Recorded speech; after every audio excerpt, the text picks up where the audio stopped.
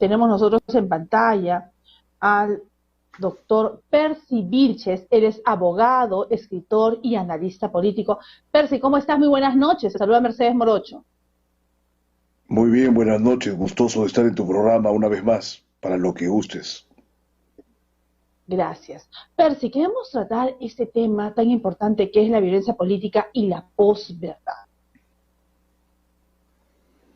Bueno, mira, en estos días esto ha cobrado una importancia, creo, gravitante, porque se ha visto el presidente involucrado en unos asuntos presuntamente muy turbios respecto de los ascensos, ¿no?, en los estamentos armados del país. Y esto se empalma con este escándalo que se dio por la participación o la exclusión de los comandos Chavín de Huántar de la última parada militar. Y que esa es una historia que tiene pues un trasfondo, porque tanto la gente de la derecha como la izquierda, cegados por sus propias pretensiones ideológicas, no atienden a la realidad, ¿no? O sea, a la verdad, poco les importa la verdad. Y es ahí que aparece pues este tema de la posverdad, que es una serie de tergiversaciones sobre los hechos realmente sucedidos a cuenta de las voliciones, voluntades, las emotividades de cada uno de los intérpretes de lo que ha pasado, ¿no? Entonces, por eso que era gravitante ver este tema, porque ni todos los comandos han sido asesinos ni violadores de derechos humanos, y del mismo modo, por el lado de la izquierda, no con los que tomaron la embajada de Japón, pero sí quizás con otros que habían participado en momentos insurgentes de la historia del país. No es que todos ellos son terroristas, ¿no?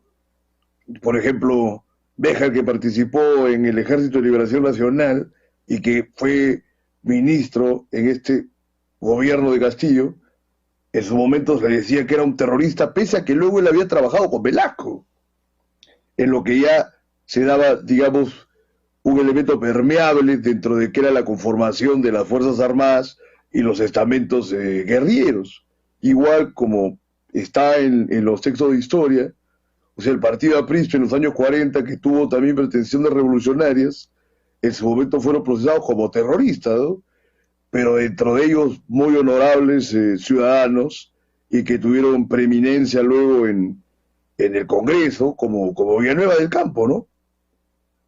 Entonces, son conceptos con los que hay que tener mucho cuidado y criterio para emplearlos, ¿no? Las generalizaciones siempre van a producir ahí embrollos, entuertos, circunstancias que no son dignas ni de los intérpretes de estos hechos, ni de los agentes de estos episodios históricos de nuestro país. Claro, hay que tener cautela porque no se puede generalizar en todos los casos. Dime, Percy, ¿cómo ves esta situación política? ¿Es realmente, como dice el abogado Benny Espinosa, que el presidente Castillo ha dado el país, por eso ha ido a declarar el día de hoy al Ministerio Público? ¿O es que, como cualquier ciudadano, tiene que seguir, pues, digamos, el orden jurídico y le corresponde, pues, ir a declarar, dar el ejemplo? Mira, Milagros, yo en ese momento estoy plenamente en contra del gobierno de Pedro Castillo, ¿no?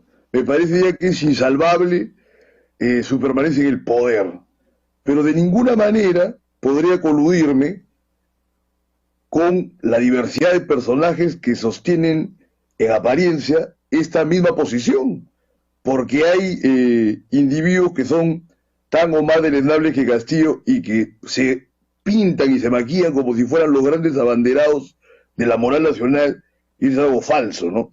Ahora, acá lo que vemos El es doble que rasero. hay un nivel, mira tú, de falta de respeto por todo tipo de investidura, porque yo te digo, mira, perfecto que estemos en contra de Pedro Castillo, pero no se puede permitir, y por eso te hablaba de lo de la parada militar, ¿no? O sea, porque se excluyeron a los comandos Chavín de Huántar, pero de alguna manera estaba legitimado para que fueran excluidos, porque ya el año pasado habían hecho unos faltamientos de respeto al presidente, ¿no? Imagínate en la parada militar que empiecen a vociferar en contra del presidente de la República. O sea, son circunstancias que no están preservando las formas. Del mismo modo ahora, al presidente todo lo que tú quieras y digamos lo que sus mayores opositores quieran, es el presidente de la República. Por ejemplo, él pidió que vayan a tomar sus declaraciones al Palacio de Gobierno. No les ha parecido. O sea, que es un ciudadano más. Tiene que llegar a la Fiscalía, todo lo demás. Muy bien, como es un ciudadano más, ha llegado a la Fiscalía y bueno, dentro de sus derechos está guardar silencio. Y ha guardado silencio, no ha dicho absolutamente nada, entonces solamente se ha hecho un show mediático, ¿no? Ahora le han impedido salir del país. Han impedido que viaje a Colombia, creo, ¿no? Entonces, A Colombia. el Congreso ya está actuando de una manera en la que no hay ninguna preservación, ni la más aparente, de las formas, y cuando no hay preservación de las formas, estamos hablando de un clima en que no hay ninguna posibilidad de que haya un entendimiento, ¿no? ¿No te parece? Claro, tiene que haber pues un punto medio, sí, entendemos, ¿no? Y el papel que está desempeñando el Congreso de la República bajo las actuales circunstancias, ¿qué opinión te vería?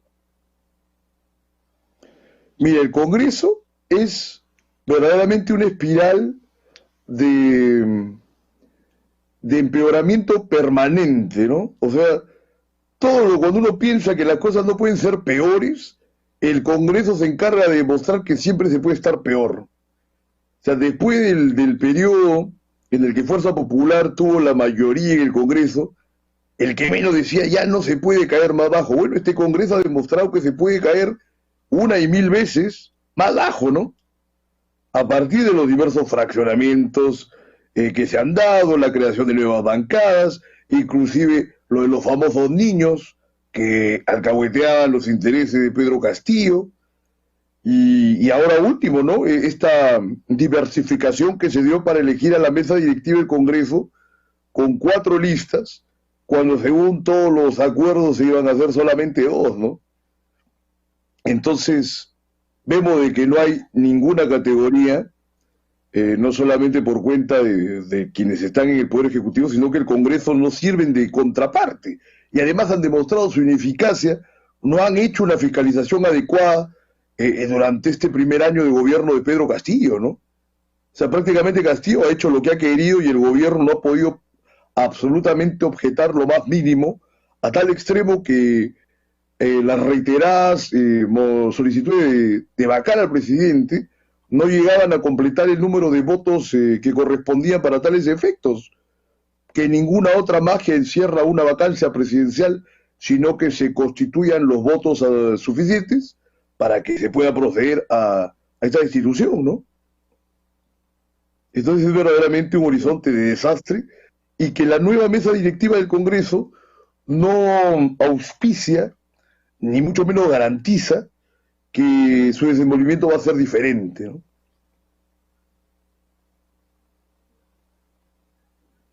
Tenido que no han pasado ni 6 meses, ni 6 días, ni una semana, y uno de los integrantes de esta nueva mesa directiva pues ha sido sentenciado.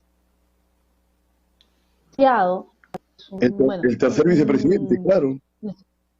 Un tercer vicepresidente, ¿no? Qué triste, ¿no? Que no se puede avanzar. Dime, el día de hoy termina ya una parte de la evaluación de esta comisión para el tema del defensor del pueblo. ¿Crees que realmente se elija el defensor del pueblo o vamos a seguir siendo un país sin defensor del pueblo? Mira, lo ideal es que de una vez terminen de elegir al defensor del pueblo, ¿no? Independientemente ya de los propios entorpecimientos que puedan darse en el Congreso, que por supuesto, mira, tu pregunta es peleaguda porque nada garantiza que vayan a elegirlo en el curso de los días siguientes, ¿no? Correspondería hace rato que hubiera otro defensor del pueblo, pero nada de seguro acá. Es verdaderamente un terreno de una incertidumbre, pero es una incertidumbre que está supeditada a los malos oficios de los actuantes en el Parlamento, ¿no?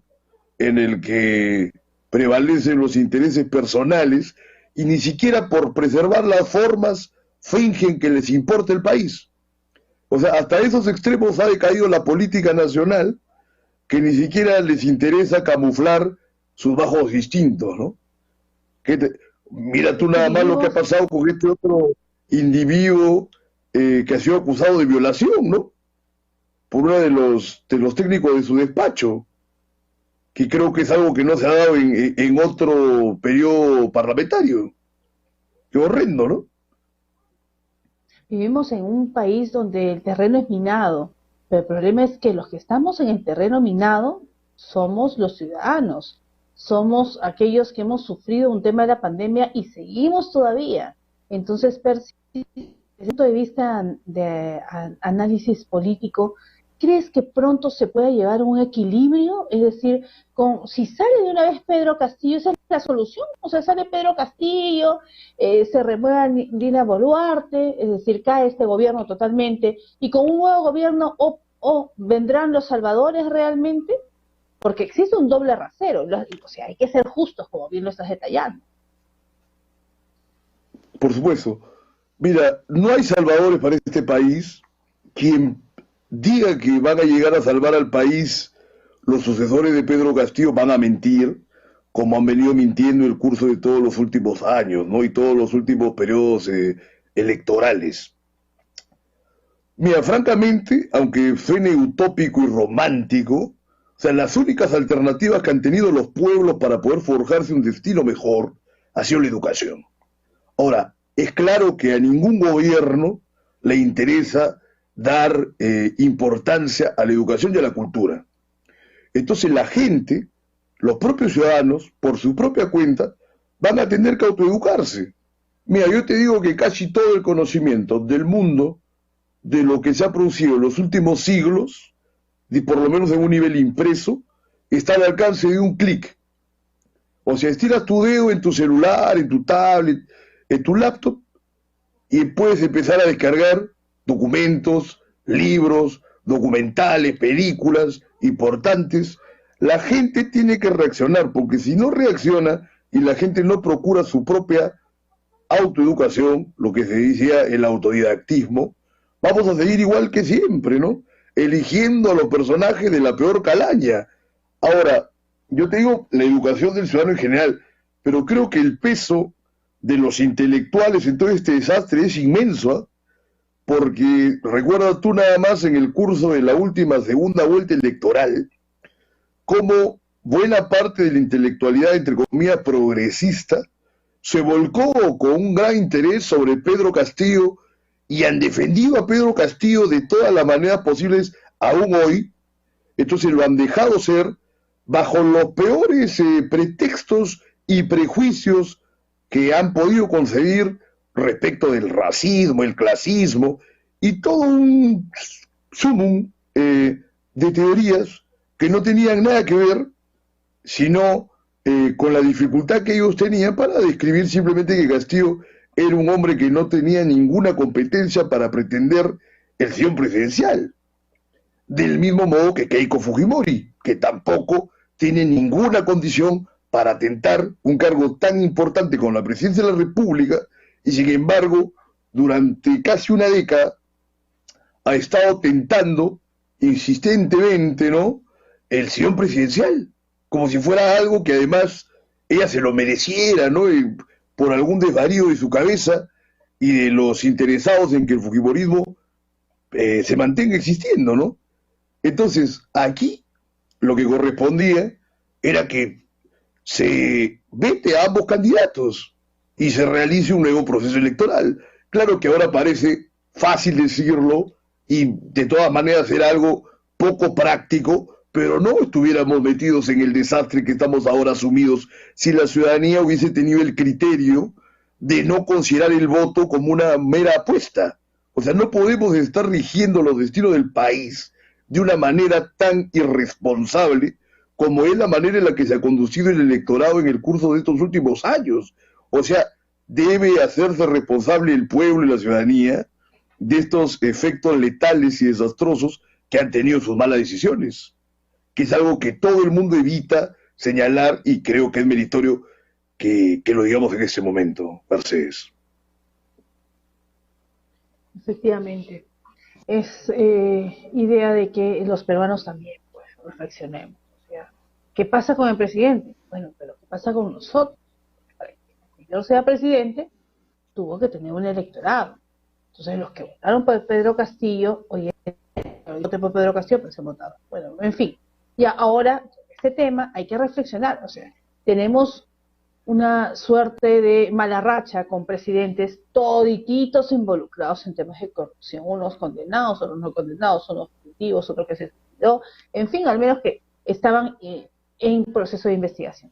En fin, pero bueno, ya quedará, Percy, muy buenas las reflexiones que has dado esta noche, para que así la ciudadanía en estas próximas elecciones, al menos las que vienen este 2 de octubre, puedan pues bien definir quién va a ser las autoridades que los representen tanto en la municipalidad como en la región.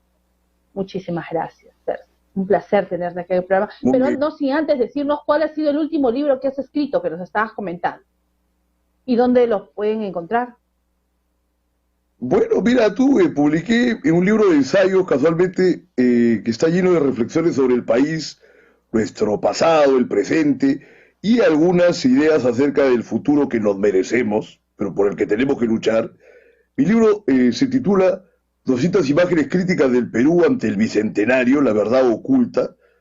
Consta de 1182 páginas de reflexiones políticas, y históricas y culturales. Lo pueden encontrar contactándose a través de mi perfil de Facebook o de mi canal de YouTube, y ahí, digamos, podríamos ver cómo hacer las entregas y todo lo demás. Eso pueden hallarlo tranquilamente en Facebook o en la página de la biblioteca de Percy Vilches Salvatierra, ¿no?